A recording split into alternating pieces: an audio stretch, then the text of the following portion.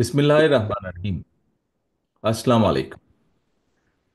আমার Bangladesh party AB পার্টির পঞ্চম প্রতিষ্ঠা বার্ষিকী উপলক্ষে আয়োজিত আজকের সম্মানিত সভাপতি জনাব মুজিবুর রহমান মঞ্জু, মঞ্চে উপস্থিত এবং আমার সামনে উপস্থিত বিভিন্ন রাজনৈতিক দলের সম্মানিত নেতৃবৃন্দ, উপস্থিত বিভিন্ন শ্রেণী পেশার বিশিষ্ট ব্যক্তিবর্গ এবং উপস্থিত এবি পার্টির সর্বস্তরের নেতা কর্মী সমর্থকদের দলের এই প্রতিষ্ঠা বার্ষিকীতে জানাই আন্তরিক শুভেচ্ছা।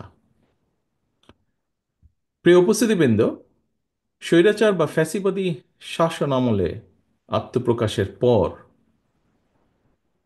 এবি পার্টি আজই প্রথমবারের মতন ফ্যাসিবাদ মুক্ত একটি পরিবেশে প্রতিষ্ঠা বার্ষিকী উদযাপন করছে। একটি গণতান্ত্রিক রাজনৈতিক দলের জন্য অবশ্যই এটি একটি প্রত্যাশিত পরিস্থিতি। স্বৈরাচার বিরোধী একটি রাজনৈতিক দল হিসাবে আপনারা আমাদেরকে দলীয় এই অনুষ্ঠানে আমন্ত্রণ জানিয়েছেন। আপনাদেরকে আমি আন্তরিকভাবে ধন্যবাদ জানাই। এটি অবশ্যই একটি ইতিবাচক রাজনৈতিক সংস্কৃতি। আপনাদের দলের আদর্শ, লক্ষ্য, কর্মসূচি এবং আমাদের দলের আদর্শ, লক্ষ্য, কর্মসূচির মধ্যে স্বাভাবিকভাবেই ভিন্নতা রয়েছে এবং এ কারণেই আপনারা পৃথক একটি দল করেছেন। একইভাবে আরো অনেকগুলো রাজনৈতিক দল রয়েছে বাংলাদেশে, যাদের অনেক নেতৃবৃন্দ আজ আমাদের সামনে উপস্থিত আছেন। যে দলগুলো আমরা একসাথে ফ্যাসিবাদী বিরোধী আন্দোলনে গণতন্ত্রের পক্ষের আমরা রাজপথে ঐক্যবদ্ধভাবে আন্দোলন করেছি। ফ্যাসিবাদী শাসনের পতনের পর নতুন করে এ পর্যন্ত আরো কমপক্ষে 25টি নতুন রাজনৈতিক দল আত্মপ্রকাশ করেছে। রাজনীতির ময়দানে আমরা তাদেরকে স্বাগত জানাই। গণতন্ত্রের পক্ষের রাজনৈতিক দলগুলোর মধ্যে রাজনৈতিক আদর্শের ভিন্নতা থাকতে পারে, তবে আমি বিশ্বাস করি দেশের স্বার্থের প্রশ্নে বাংলাদেশের পক্ষের প্রত্যেকটি রাজনৈতিক দলের অবস্থান এক এবং অভিন্ন। উদ্দেশ্য এবং গন্তব্য এক এবং অভিন্ন। কি সেটি? সেটি হচ্ছে দেশের স্বার্থ রক্ষা এবং অবশ্যই জনগণের কল্যাণ সাধন। প্রিয় উপস্থিতিবৃন্দ, তবে যে রাজনৈতিক দলটি গণতান্ত্রিক রাজনৈতিক চরিত্র, গণতন্ত্র হারিয়ে স্বাধীন সার্বভৌম বাংলাদেশে ফ্যাসিবাদী শাসনের জন্ম দিয়েছিল, সংবিধান লঙ্ঘন করে মানুষের গণতান্ত্রিক অধিকার হরণ করেছিল, খুন, গুম, অপহরণ, সন্ত্রাস, দুর্নীতিতে জড়িয়ে পড়েছিল, বাংলাদেশকে একটি তাবেদার রাষ্ট্রে পরিণত করেছিল, বীর জনতার রক্তক্ষয়ী গণ অভ্যুত্থানে তারা দেশ ছেড়ে পালিয়েছে। গণতান্ত্রিক আমি জনগণ দেশের স্বার্থ বিরোধী বিতাড়িত অপশক্তিকে কখনোই মেনে নেবে না, এটি আমাদের দৃঢ় বিশ্বাস।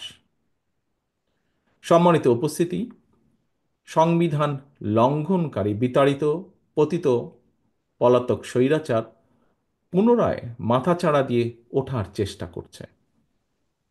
আমাদের সংবিধানের 65-র 2 অনুচ্ছেদের নির্দেশনা হচ্ছে জনগণের প্রত্যক্ষ ভোটে সংসদ সদস্য নির্বাচিত হবে। কিন্তু সংবিধান লঙ্ঘন করে এই পলাতক স্বৈরাচার জনগণের ভোট ছাড়াই 3 বার অবৈধ সংসদ সরকার গঠন করে বাংলাদেশের গণতান্ত্রিক আমি জনগণ আজ জানতে চায় সংবিধান লঙ্ঘনের দায় অভিযুক্তদের আগামী দিনের রাজনীতিতে অপ্রাসঙ্গিক করে দিতে অন্তর্বর্তীকালীন সরকার কি পদক্ষেপ গ্রহণ করেছে বা নিয়েছে। ব্লেম গেম দিয়ে দায়িত্ব এড়ানোর কিন্তু কোনো সুযোগ নেই। অন্তর্বর্তীকালীন সরকার পদক্ষেপ নিতে ব্যর্থ হলে আমি দৃঢ়ভাবে বিশ্বাস করি জনগণের ভোটে নির্বাচিত সরকার আগামী দিনে অবশ্যই সংবিধান লঙ্ঘনের দায় অভিযুক্তদের বিরুদ্ধে আইনগত ব্যবস্থা নেবে। পলাতক স্বৈরাচারের বিরুদ্ধে ব্যবস্থা না নিয়ে যারা জাতীয় নির্বাচনের আগে স্থানীয় সরকার নির্বাচনের কথা বলেছেন, তাদেরকে আমি বলতে চাই, লুটপাট আর দুর্নীতির শত শত কোটি টাকা হাতে নিয়ে সারা দেশে পলাতক স্বৈরাচারের দোসররা পুনর্বাসিত হওয়ার সুযোগের অপেক্ষায়। স্থানীয় নির্বাচন পলাতক স্বৈরাচারের জন্য পুনর্বাসিত হওয়ার একটি সুবর্ণ সুযোগ। যারা বলেছেন, হয়তোবা তারা এই বিষয়টি বিবেচনা করেননি। আমি অনুরোধ করব বিষয়টিকে এইভাবে বিবেচনা করার জন্য। প্রিয় রাজনৈতিক সহকর্মীবৃন্দ, উপস্থিত প্রিয় ভাই বোনেরা, আমাদের দলীয় আদর্শ ভিন্ন হলেও আমাদের উদ্দেশ্য যেহেতু দেশের স্বার্থ রক্ষা এবং জনগণের কল্যাণ সাধন, সেই বাস্তবতায় একজন রাজনৈতিক সহকর্মী হিসাবে আমার কিছু উপলব্ধি সংক্ষিপ্তভাবে আপনাদের সঙ্গে আমি শেয়ার করতে চাই, বা আপনাদের সামনে আজকের এই সুন্দর মুহূর্তে আমি আপনাদের সামনে উপস্থাপন করতে চাই। প্রিয় সহকর্মীবৃন্দ, লাখো প্রাণের বিনিময়ে 1971-এর স্বাধীন বাংলাদেশ, 75-এর 7ই নভেম্বরের আধিপত্য বিরোধী তাবেদার মুক্ত বাংলাদেশ, 90-এর স্বৈরাচার বিরোধী বাংলাদেশ এবং 2024-এর ফ্যাসিবাদ বিরোধী বাংলাদেশ। বাংলাদেশের ইতিহাসের এমন প্রতিটি বাঁকে মানুষ কেন অকাতরে জীবন দিয়েছিলেন, কি ছিল এই শহীদদের স্বপ্ন, তারা কেমন বাংলাদেশ চেয়েছিলেন, একজন রাজনৈতিক কর্মী হিসাবে এসব প্রশ্নের জবাব খোঁজার জন্য 54 বছর সময় খুব বোধহয় কম সময় নয়। এজন্যই আমি মনে করি শুধুমাত্র শহীদদের আত্মত্যাগকে শ্রদ্ধার সঙ্গে স্মরণের মধ্য দিই রাজনৈতিক কর্মী বা নেতা হিসেবে আমাদের দায়িত্ব বোধহয় শেষ হয়ে যায় না। শহীদদের স্বপ্নের বাংলাদেশ প্রতিষ্ঠার মাধ্যমেই কেবল আমরা তাদের সুমহান আত্মত্যাগের প্রতিদান দেওয়ার চেষ্টা আমরা করতে পারি। প্রিয় রাজনৈতিক সহকর্মী এবং ভাই বোনেরা, বাংলাদেশের 54 বছরের ইতিহাসের সবচেয়ে দুটি গুরুত্বপূর্ণ অর্জন যদি আমরা এভাবে দেখি: এক, 1971 সাল ছিল বাংলাদেশের স্বাধীনতা অর্জনের। দুই, 2024 সাল ছিল দেশ এবং জনগণের স্বাধীনতা রক্ষার। বাংলাদেশ নামক এই জাতি রাষ্ট্রের স্বাধীনতা প্রিয় হাজারো লাখো শহীদের রক্তে লেখা স্মারকে 71 আর 24-এর রাজনৈতিক বার্তাটি হল, দিল্লির তাবেদার হওয়ার জন্য বাংলাদেশ 1971 সালে পিণ্ডি ত্যাগ করে নাই। 1975 সালের 7ই নভেম্বরের দেশের সিপাহী জনতাও এই বার্তাটি দিয়েছিল।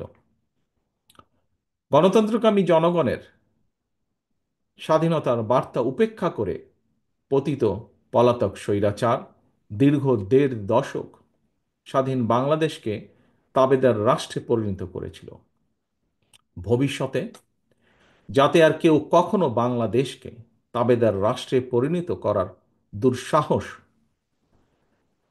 না দেখায়, পরাজিত তাবেদার অপশক্তি তাদের দোসররা আর যেন মাথা ছাড়া দিয়ে উঠতে না পারে, সেটিই হোক বাংলাদেশের আজ এবং আগামী দিনের রাজনৈতিক বন্দোবস্ত।